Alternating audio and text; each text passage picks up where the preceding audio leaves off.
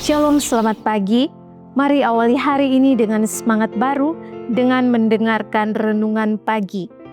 Senin 9 Maret 2026. Joseph Bates memberitakan Sabat bagian 4. Kisah Para Rasul 18 ayat 9. Jangan takut, teruslah menyampaikan firman dan jangan diam. Bates seperti yang telah kita ketahui, tidak ragu untuk membagikan pemahamannya tentang Sabat kepada orang lain. Namun, salah satu kegagalannya yang paling mencolok justru terjadi dalam upayanya meyakinkan istrinya sendiri. Meskipun ia menulis buku demi buku tentang Sabat hari ketujuh dan terus-menerus mendesak istrinya, sang istri tetap teguh pada pendiriannya seperti Bates sebelumnya. Akibatnya, ia merayakan Sabat yang kudus sendirian saja.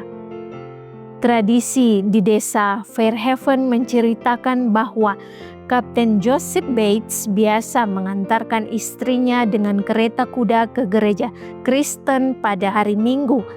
Namun ia sendiri tidak akan masuk untuk beribadah pada hari Sabat kepausan itu.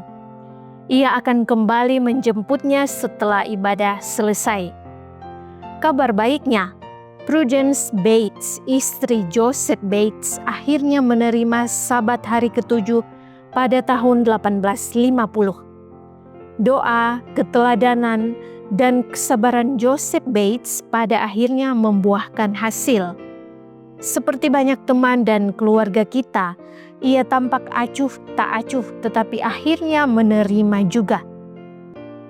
Kabar baik lain bagi Joseph Bates datang dari perubahan keyakinan James dan Ellen White yang menerima hari ketujuh sebagai Sabat sekitar November 1846. James White kemudian melaporkan bahwa dengan membaca tulisan Joseph Bates berjudul The Seven-Day Sabbath, A Perpetual Sign, Sabat hari ketujuh, sebuah tanda abadi.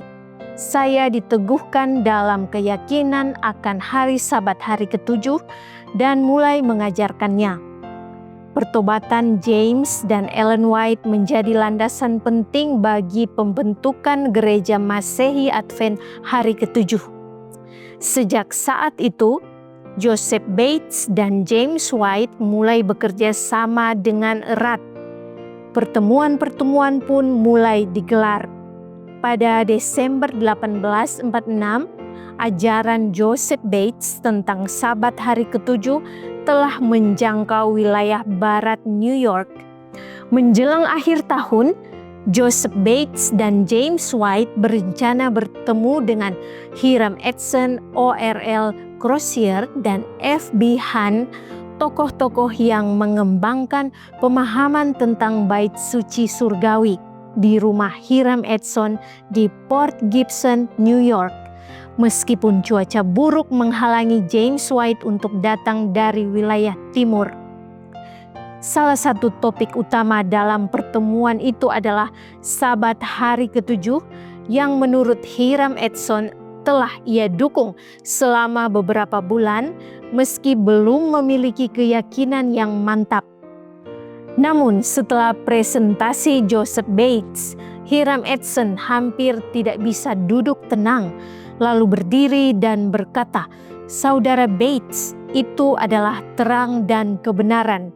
Hari ketujuh adalah hari Sabat dan saya setuju dengan Anda untuk memeliharanya."